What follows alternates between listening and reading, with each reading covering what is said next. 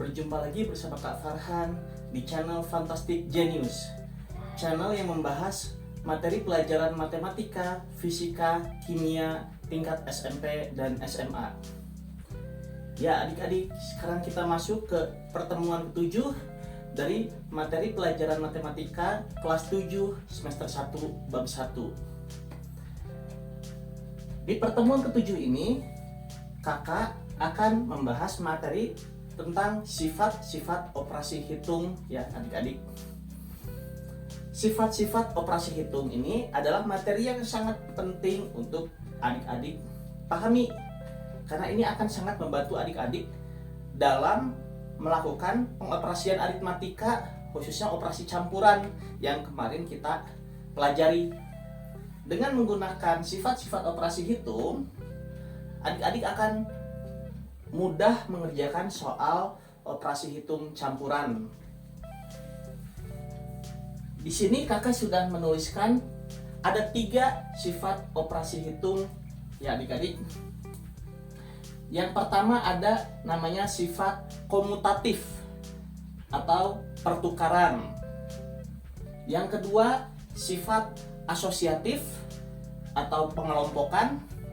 Yang ketiga sifat distributif atau penyebaran. Di sini kakak sudah tulis juga rumusnya. Untuk sifat komutatif itu A tambah B sama dengan B tambah A. Nah ini maksudnya apa? Nanti kakak jelaskan ya. Untuk asosiatif A tambah B tambah C ya, dengan A tambah B yang dikurungin, ini sama dengan A tambah B tambah C dengan B tambah C yang dikurungin.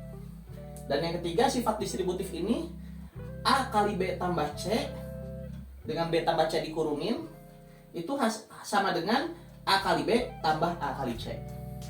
Nah ini maksudnya begini, kita mulai dari komutatif dulu ya adik-adik.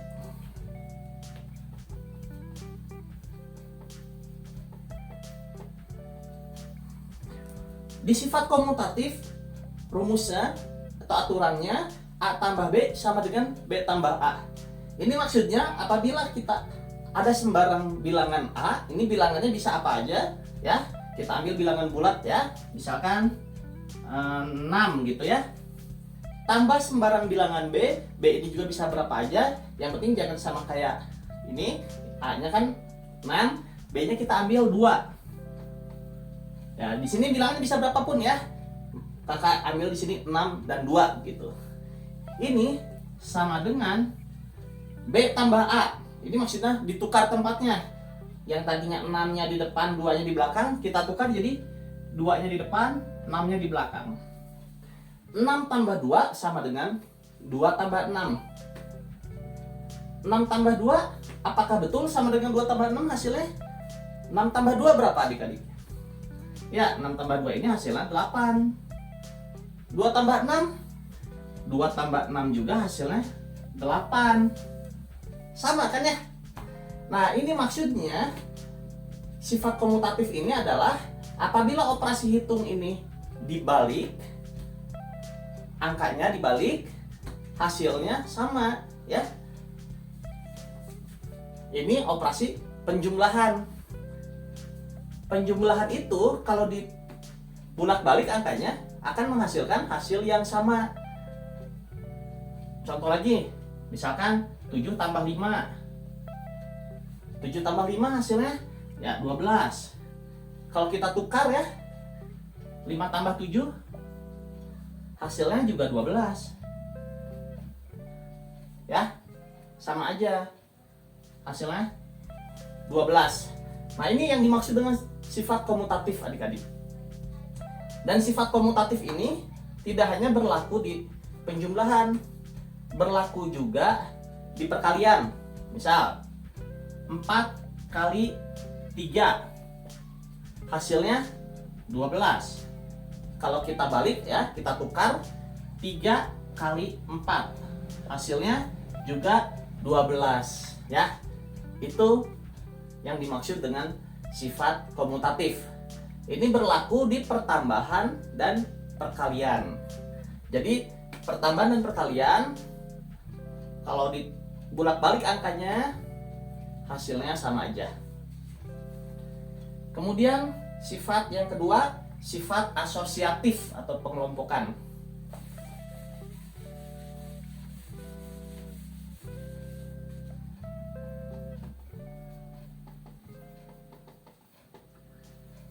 Nah, apa yang dimaksud dengan sifat asosiatif? Di sini ada rumusnya, A tambah B tambah C sama dengan A tambah B tambah C, hanya beda posisi tanda kurungnya. Ini berarti sembarang bilangan apapun yang ditambahkan sebanyak 2 kali gini, mau dikerjakan yang depan dulu atau mau dikerjakan yang belakang dulu, hasilnya sama. Contoh, 8 tambah 2 tambah 5 dengan 8 tambah 2 tambah 5. Begini. Ini hasilnya bakal sama nih adik-adik. Kita cek ya. Yang pertama, 8 tambah 2. 8 tambah 2 10. Tambah 5. Ini hasilnya 15. Kalau yang bawah, itu yang dikerjakan yang belakang dulu, yang 2 tambah 5 dulu ya. Tanda kurung dikerjakan terlebih dahulu. 8-nya kita tulis 8 tambah, nah 2 tambah 5 itu 7. 8 tambah 7 15. Nah, ini maksudnya yang dimaksud dengan sifat asosiatif tuh. Jadi kalau ada operasi penjumlahan lebih dari satu, mau dikerjakan yang mana dulu, hasilnya sama aja gitu. Mau yang dari depan dulu atau dari belakang dulu, atau misalkan begini ya. Jadi 8 tambah 2 tambah 5 nih. Yang mau kita kerjakan 8 tambah 5 dulu. Ya. Yang mau kita kerjakan 8 tambah 5 dulu, misalkan. 8 tambah 5 itu hasilnya 13. Baru tambah 2. Ini hasilnya 13 tambah 2 15. Sama aja kan? Ya. Jadi penjumlahan ini mau dikerjakannya yang mana dulu aja bebas. Mau depan tambah tengahnya dulu, atau depan tambah belakangnya dulu, atau tengah tambah belakangnya dulu, hasilnya pasti sama. Mau dibulak-balik gimana pun sama.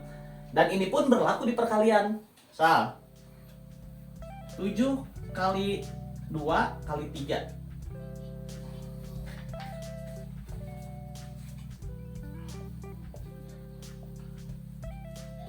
Dengan 7 kali 2 kali 3. 7 kali 2, ini yang atasnya 7 kali 2 dulu, 14. Kemudian kali 3, ya 14 kali 3 adik-adik bisa potret ya, itu nanti hasilnya 42. Kalau yang bawah, 7-nya tulis dulu, kali 2 kali 3 itu 6. 7 kali 6, 42. Sama kan?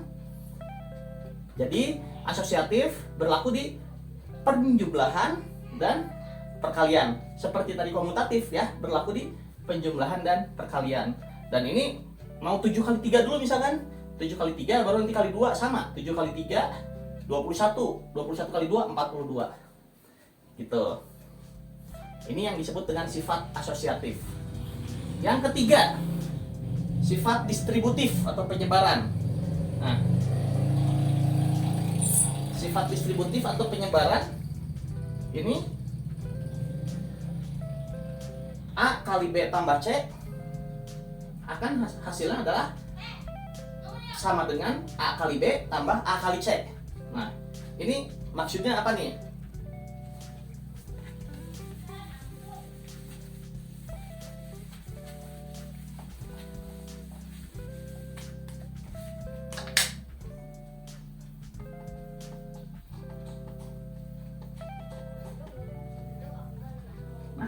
Ini maksudnya begini adik-adik.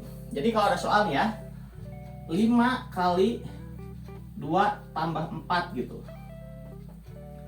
Ini hasilnya akan sama dengan 5 kali 2 tambah 5 kali 4. Ya kita cek ya.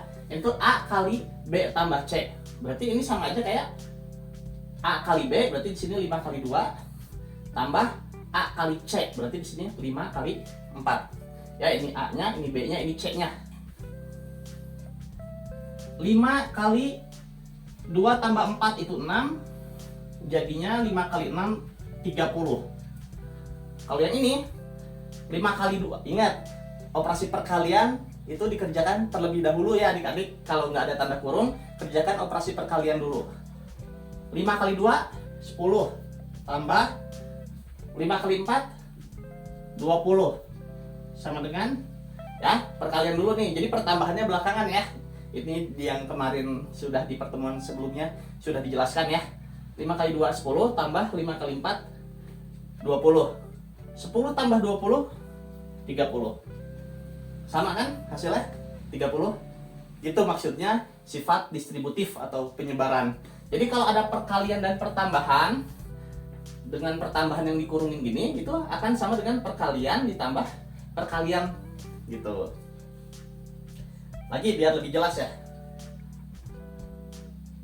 8 kali 3 tambah 4. Ini akan sama nanti dengan, ya. Jadi hati-hati ya angkanya. Jadi ini kan kita anggap A, ini B, ini C. A kali B tambah C, jadi A kali B tambah A kali C. Jadi gini gampangnya nih. Ini kali ini ya, 8 kali 3 tambah ini kali ini. 8 kali 4. Nah, begini. Ya tuh polanya. Gini, terus ini. 8 kali yang atas ya, 8 kali 3 tambah 4 dulu ya, karena 3 tambah 4 dikurungin 7. Jadinya 56. Kalau yang bawah 8 kali 3 24 tambah 8 kali 4 32 ya. Ingat pertambahannya terakhir ya. Perkalian dulu kalau yang bawah. 24 tambah 32 56. Kan sama? Oke. Nah, atau kadang dia sifat distributif ini begini. Katanya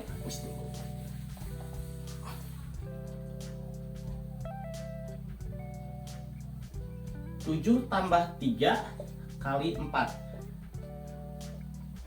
Nah ini bedanya perkaliannya di belakang gitu. Kalau ini kan perkaliannya di depan. Yang tadi perkaliannya di depan, 5 kali 2 tambah 4. Kalau ini 7 tambah 3 kali 4. Ini juga berlaku sifat distributif ya. Sama aja. Cuma jadinya gini mengurainya. 7 kali 4 tambah 3 kali 4. Ya, gini jadi ngurainya. Yang atas 7 tambah 3 10 kali 4. 7 tambah 3 10 kali 4 itu 40. Kalau yang bawah 7 kali 4 28 tambah 3 kali 4 12. Itu hasilnya juga 28 tambah 12 40 ya, sama adik-adik. Ya, hati-hati. Ini cuma masalah beda posisi aja, tapi sama ini. Termasuknya sifat distributif. Cuma bedanya yang ini perkaliannya di depan, ini perkaliannya di belakang. Oke, itulah yang dimaksud dengan sifat komutatif, asosiatif, dan distributif. Sifat distributif ini artinya kalau ada pertambahan dan perkalian dengan pertambahan dikurungin, itu sama aja kayak kita bisa ubah menjadi 2 perkalian kemudian ditambahkan. Nah, maksudnya apa sih fungsi dari sifat-sifat ini? Kegunaannya apa? Untuk mempermudah kita dalam menyelesaikan operasi hitung campuran ya tadi, seperti yang kakak bilang di awal. Jadi gini nih adik-adik nih. Ada soal misalkan seperti ini. 25 tambah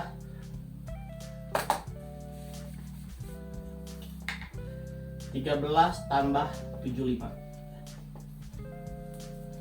Nah, kalau kita hitung dari depan, gitu 25 tambah 13 berapa hasilnya, terus tambah 75, itu mungkin adik-adik perlu motret gitu. Tapi kalau kita gunakan di sini sifat asosiatif, adik-adik bisa kok ngitung 25-nya tambah dulu dengan 75. 25 tambah 75 ini kan pertambahan yang terkenal ya. Hasilnya dia 100. 25 tambah 75 itu 100, baru ditambah 13. Nah, 100 tambah 13 kan jadinya mudah menghitungnya. 100 tambah 13 ya 113. Di sini jadi adik-adik tidak perlu memotret. Beda kalau ngerjainnya dari depan. 25 tambah 13 itu 38. 38 tambah 75. Nah, 38 tambah 75-nya kemungkinan besar adik-adik masih ada yang perlu motret gitu ya. Ya kalau adik-adik sudah bisa hitungan di luar kepala untuk pertambahan puluhan bagus. Cuma misalkan 38 tambah 75 itu kan angkanya kagok ya. Jadi mungkin perlu motret. Sedangkan kalau kita ngitungnya dengan cara seperti ini, 25-nya tambah 75 dulu, terus tambah 13, 25 tambah 75 100, 100 tambah 13 kan nggak perlu motret, 113 gitu. Ini penerapan dari sifat asosiatif. Dan ada lagi, misalkan soal begini adik-adik. 15 kali 2 tambah 85 kali 2 sama dengan, nah ini kalau kita hitung 15 kali 2 berapa, terus 85 kali 2 berapa, terus dijumlahin gitu ya adik-adik, itu bakalan sedikit lebih lama, walaupun mungkin cuma beda sekian detik gitu ya, cuma beda 10 detikan gitu, cuma bakal sedikit lebih lama. Lebih enak kita gunakan sifat distributif di sini. Kalau bentuk seperti ini bisa kita ubah dengan sifat distributif menjadi seperti ini. 15 tambah 85 kali 2. Nah, 15 tambah 85 di sini 100 kali 2. 100 kali 2 yang bisa ngetret ya 200 gitu kan. Lebih mudah. Coba kalau ngitungnya yang tadi gini langsung dihitung 15 kali 2. Ya mungkin adik-adik udah tahu ya 15 kali 2 30 nggak usah ngetret. 85 kali 2. Nah 85 kali 2 ini sebenarnya masih mudah nih. 85 kali 2 juga nggak perlu motret, cuma mungkin ada beberapa adik-adik yang harus motret. Itu hasilnya 170. 30 tambah 170 200. Sama aja. Cuma lebih mudah gini. Atau kakak ubah nih, misalkan gini, dibikin lebih kagok gitu soalnya. 16 kali 8 tambah 14 kali 8. Nah, ini nih. Ini akan, kalau soal kayak gini, kalau adik-adik hitungnya 16 kali 8 dulu, harus ngotret gitu ya. 14 kali 8 harus ngotret, terus nambahinnya juga kemungkinan harus ngotret juga 3 kali ngotret. Tapi kalau kita gunakan sifat distributif, 16 tambah 14 kali 8. 16 tambah 14 ini kan angkanya kecil ya. Perlu motret enggak sih di sini? Ya kalau perlu motret udah motret. Tapi kayaknya bisa langsung adik-adik. 16 tambah 14 itu 30 ya. 30 kali 8. Nah, 30 kali 8 ini nggak perlu motret ya adik-adik ya. 3 kali 8 aja 24. Berarti 30 kali 8 240. Ya. Jadi kalaupun harus motret, ini hanya motret yang bagian sini aja sekali. Nggak kayak yang tadi 3 kali kalau ngerjain dengan cara biasa. Kalau gini hanya sekali motret, atau bahkan mungkin nggak usah motret sama sekali gitu ya. Itu adalah penerapan dari sifat distributif. Kegunaannya dari 3 sifat ini adalah untuk menghitung operasi campuran. Nanti di pertemuan selanjutnya, kakak akan masuk ke materi operasi campuran bilangan bulat. Kalau kemarin kan operasi campuran aja gitu ya. Nanti operasi campuran bilangan bulat, jadi ada melibatkan bilangan positif dan negatif. Nah itu akan kepake banget sifat 3 sifat ini. Oke. Kita langsung masuk ke latihan soal.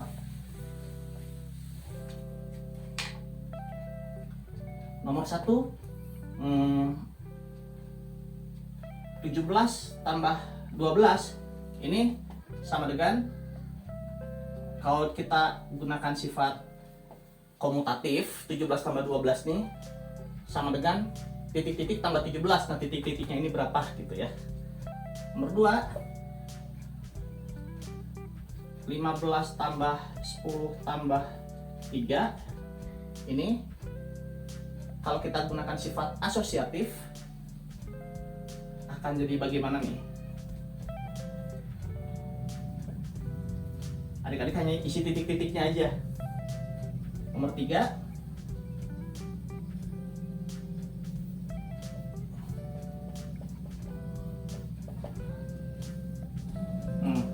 ini kakak kosongin semuanya. Titik-titik kali titik-titik tambah titik-titik kali titik-titik. Nah adik-adik isi titik-titiknya ini berapa? Oke, coba adik-adik isi sendiri dulu. Kalau sudah, seperti biasa, dibandingkan dengan jawaban kakak. Ya, langsung kakak bahas. Nomor 1, 17 tambah 12 itu sama dengan berapa ditambah 17? Ya, ini mudah sekali ya, itu sama aja 12 tambah 17 karena komutatif itu hanya dibalik aja, ditukar. Jelas ya, mudah ya, ini 12. Kalau nomor 2, 15 tambah 10 tambah 3 itu sama dengan 15 tambah berapa tambah 3. Ya gampangnya gini aja, di sini yang nggak ada. Di sini yang nggak ada, yang angka berapa di sini? 15, 10 atau 3? Ya 10 kan nggak ada, berarti ini 10 gitu. Nah, yang nomor 3 nih paling yang perlu mikir. Ini polanya kayak tadi ya, ini kali ini sama ini kali ini. Berarti di sini 8 kali 4. Yang sananya 8 kali 10. Ya, hanya tinggal ikutin pola begini aja.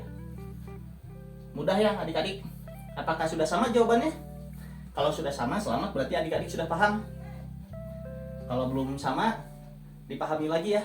Ditonton lagi videonya. Diulang di bagian yang belum paham. Ya, segitu saja untuk materi hari ini tentang sifat-sifat operasi hitung. Semoga bermanfaat dan semoga adik-adik bisa paham setelah menonton video ini. Yang penting adalah adik-adik mengingat yang perlu diingat. Setiap materi itu ada yang perlu diingat ya, atau dihafal. Ya ini nih sifat-sifat ini dan aturan mainnya nih, rumus-rumusnya. Jika adik-adik screenshot aja kalau takutnya belum langsung hafal ya. Semoga bermanfaat untuk pertemuan kali ini. Jangan lupa like, komen, dan subscribe channel Fantastic Genius. Dan terus ikuti materinya.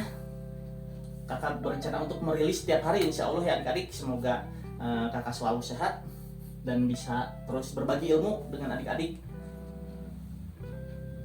Ya, assalamualaikum warahmatullahi wabarakatuh. Salam FG.